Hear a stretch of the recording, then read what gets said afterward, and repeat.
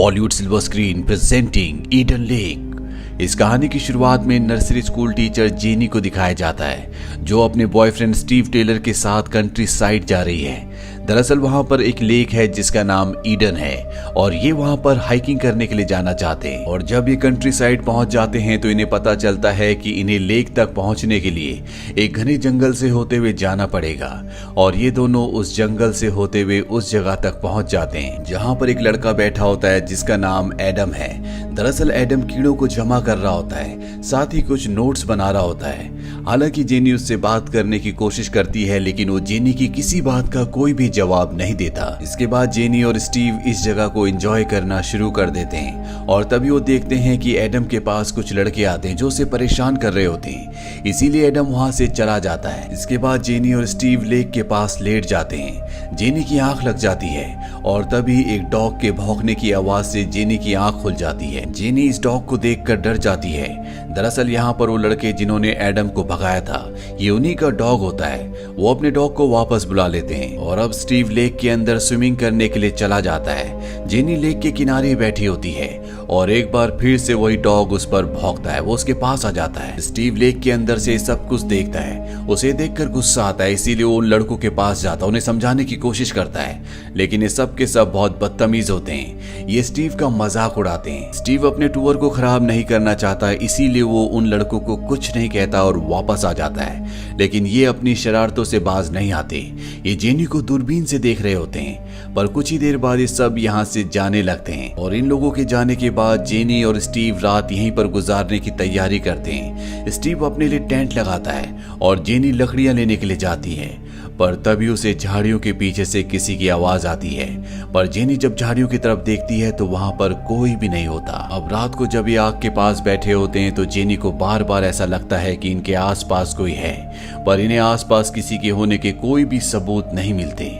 पूरी रात गुजारने के बाद जब ये सुबह उठते हैं तो ये देखते हैं कि इनके पूरे खाने को कीड़ों ने खराब कर दिया है, इसीलिए अब इन्हें खाना लेने के लिए शहर जाना होगा। ये दोनों अपनी गाड़ी में आ जाते हैं और जैसे ही गाड़ी को आगे बढ़ाते हैं इनकी गाड़ी का टायर पंचर हो जाता है। स्टीव देखता है किसी ने गाड़ी के टायर के आगे बोतल रख दी थी जिस वजह से गाड़ी का टायर पंचर हो गया। स्टीव समझ जाता है कि ये उसी ग्रुप का काम है जो कल लेक के पास था।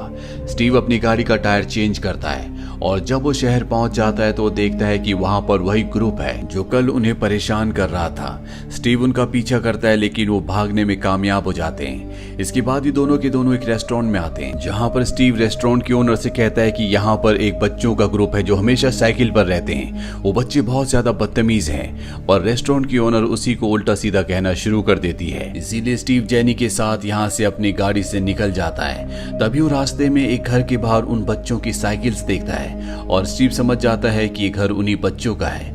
वो अकेला ही घर के अंदर जाता है लेकिन घर के अंदर कोई भी नहीं होता। पर तभी इस घर का ओनर आ जाता है। अब स्टीव घर के अंदर होता है और उसके पास बताने के लिए कोई भी रीजन नहीं होता कि वो अंदर क्यों आया, इसीलिए उसे ऊपर से नीचे लटक कर यहाँ से निकलना पड़ता है। इसके बाद वो जेनी के साथ एक बार फिर से उसी लेक के पास आ जाता है। यहाँ आने के बाद स्टीव स्कूबा डाइविंग के लिए चला जाता है और जेनी की आंख लग जाती है। और जब स्टीव वापस आता है तो वो देखता है कि वहां पर वो बैग नहीं है जिसके अंदर इनके सेल फोन्स और इनकी गाड़ी की चाबी है। ये चारों तरफ ढूंढते हैं लेकिन इन्हें बैग कहीं भी नहीं मिलता। और इसके बाद जब ये उस जगह जाते हैं जहां पर इनकी गाड़ी थी तो वहां पर गाड़ी भी नहीं होती। अब ये दोनों के दोनों परेशान हो जाते हैं। इन्हें कुछ भी समझ में नहीं आता कि इन्हें क्या करना चाहिए, इसीलिए पैदल ये शहर की तरफ जाने लगते हैं। और तभी इन्हीं की गाड़ी इनकी तरफ बड़ी तेजी से इन्हें आती हुई नजर आती है। दोनों के दोनों उससे बच जाते हैं। ये देखते हैं कि इनकी गाड़ी उन्हीं बच्चों का लीडर जिसका नाम ब्रेट है वो चला रहा है। इसके बाद ब्रेट गाड़ी लेकर यहाँ से निकल जाता है और ये तय करते हैं कि ये पैदल ही अब शहर तक जाएंगे। लेकिन चलते चलते इन्हें रात हो जाती है और तभी इन्हें वुड्स में वही ग्रुप दिखता है जिनके पास इनकी गाड़ी की चाबी और इनके सेल फोन्स हैं। स्टीव ब्रेट के पास जाता है और उसे कहता है कि मुझे मेरी गाड़ी की चाबी और सेल फोन्स दे दो, पर ब्रेट साफ साफ मना कर देता है। और तभी उसकी जेब में स्टीव का फोन रिंग होना शुरू हो जाता है। स्टीव उसके पास जाता है और उससे अपना सेल फोन मांगता है लेकिन अब इन दोनों के बीच में हाथापाई होना शुरू हो जाती है। इनका डॉग भी स्टीव के ऊपर हमला कर देता है है और तभी इनके ग्रुप का एक लड़का चाकू निकाल लेता है। स्टीव उसके चाकू को पकड़ लेता है, लेकिन गलती से चाकू डॉग को लग जाता है, जिससे उसकी मृत्यु हो जाती है। अब स्टीव अपनी गाड़ी की चाबी छीनकर अपनी गाड़ी की तरफ भागता है। जेनी और वो गाड़ी के अंदर बैठ जाते हैं, लेकिन इनकी गाड़ी एक जगह फंसी हुई होती है और तभी इनकी गाड़ी के पास वो सभी बच्चे आ जाते हैं, जो ऊपर से इनकी गाड़ी के ग्लास पर पत्थर फेंकते हैं। इनकी गाड़ी का फ्रंट ग्लास चटक जाता है। स्टीव किसी तरह से वहां से गाड़ी निकाल लेता है और रैशली अब वो सिटी की तरफ जाने लगता है, लेकिन उसकी गाड़ी का गिलास चटका हुआ है, इसीलिए उसे आगे कुछ भी नहीं दिख रहा होता और उसकी गाड़ी एक टूटे हुए पेड़ से टकरा जाती है। इस एक्सीडेंट की वजह से वो गाड़ी में फंस जाता है। वो जेनी से कहता है कि तुम्हें यहाँ से जाना होगा और मदद लेकर आनी होगी, क्योंकि मैं यहाँ से निकल नहीं सकता। जेनी को उसकी बात माननी पड़ती है, पर तभी यहाँ पर वो सभी बच्चे आ जाते हैं। जेनी वहीं झाड़ियों में छुप जाती है और वो सब के सब बच्चे स्टीव की गाड़ी की तरफ बढ़ते हैं। जेनी पूरी रात वहीं पर छुपी रहती है और जब वो सुबह वहां से बाहर निकलती है और गाड़ी के पास जाती है तो वो देखती है कि स्टीव गाड़ी में नहीं है। वहां पर कुछ खून के निशान भी होते हैं। जेनी स्टीव को ढूंढने के लिए आगे बढ़ती है और वो देखती है कि स्टीव को उन सब बच्चों ने कटीली तारों से बांधा हुआ है। वो स्टीव को बुरी तरह से टॉर्चर कर रहे होते हैं। जेनी को ये सब देखकर बहुत बुरा लगता है, बहुत दुख होता है, लेकिन वो चाहकर भी उसकी मदद नहीं कर सकती। इसी ग्रुप में एक लड़की होती है जो इस सब को रिकॉर्ड भी कर रही होती है और अब ये फैसला करते हैं कि स्टीव को मार देंगे। इसीलिए जेनी को इन बच्चों के सामने आना पड़ता है और जब ये जेनी को देखते हैं तो सब के सब उसका पीछा करना शुरू कर देते हैं। जेनी अपनी जान बचाने के लिए जंगल में भागती है और इसी दौरान स्टीव को मौका मिल जाता है। वो अपने आप को कटीली तारों से छुड़ाकर यहाँ से भाग जाता है। वहीं जेनी एक केबिन तक पहुंचती है जहां पर अंदर वॉकी टॉकी होता है, पर जब वो उसे निकालने की कोशिश करती है तो वॉकी टॉकी गिर जाता है और टूट जाता है और अब सब बच्चे भी यहाँ पर पहुंच चुके हैं। जेनी वहीं पर छुप जाती है और तभी ब्रेड को कॉल करके बताया जाता है कि स्टीव भी भाग चुका है। इसीलिए सब के सब स्टीव को ढूंढने के लिए जंगल में निकल पड़ते हैं। जेनी भी अब यहाँ से भाग जाती है और तभी रास्ते में उसे स्टीव मिल जाता है, जो बहुत ज्यादा जख्मी होता है। वो स्टीव को लेकर वापस उसी केबिन में आ जाती है, पर यहाँ पर अब सब के सब बच्चे पहुंच चुके हैं। उन्हें पता है कि इसके अंदर कोई ना कोई है और जैसे वो केबिन के अंदर जाते हैं तो वहां पर कोई भी नहीं होता। दरअसल जेनी स्टीव को लेकर केबिन के नीचे पानी में चली गई होती है, जिस वजह से बच्चे उसे देख नहीं पाते।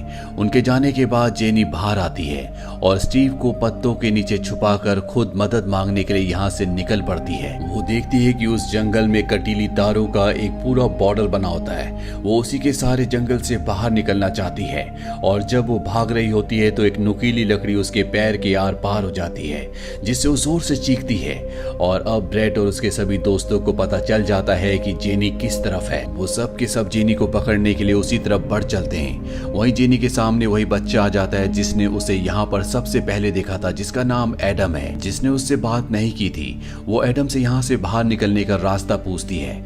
एडम उसे अपने साथ ले जाता है, पर रास्ते में एक जगह एडम बैठकर अपने मोबाइल से खेलना शुरू कर देता है और जब जेनी उसके पास मोबाइल देखती है तो वो उससे उसका मोबाइल मांगती है, पर एडम उसे मोबाइल नहीं देना चाहता।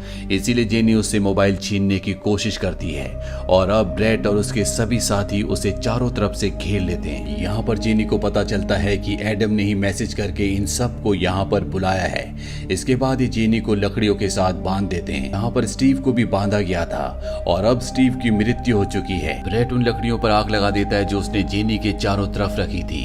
अब जिस रस्सी से जेनी को बांधा गया था वो जलकर टूट जाती है। जेनी आजाद हो जाती है और जब वो भाग रही होती है तभी ब्रेड कहता है कि अगर तुम भागी तो मैं एडम को मार दूंगा। ये सुनकर जेनी रुक जाती है, लेकिन तब तक वो एडम को मार चुका था। अब जेनी भागते भागते एक जगह पहुंचती है जहां पर इस जंगल का मैप होता है। वो मैप को निकालती है और तभी उसे अपने आसपास उन्हीं बच्चों की आवाज आती है। वो वहीं पर रखे हुए एक डस्टबिन के अंदर छुप जाती है और जब ब्रेड और उसके साथी इस जगह से चले जाते हैं तो वहां से बाहर निकलती है। यहाँ पर एक कांच का टुकड़ा होता है जिसे वो कपड़े में लपेट लेती है और तभी वो देखती है कि वहां पर ब्रेड का एक साथी है जो उसे देख रहा है और जेनी उसे जान से मार देती है। इसके बाद जेनी यहाँ से भाग जाती है और अब रात हो जाती है।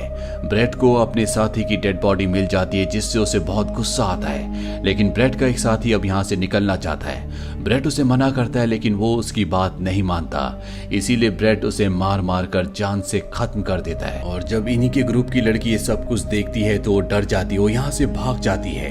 वहीं जेनी को दिखाया जाता है जो जंगल से बाहर सड़क पर पहुंच जाती है। तभी वहां पर एक गाड़ी आती है जिससे जेनी मदद मांगती है।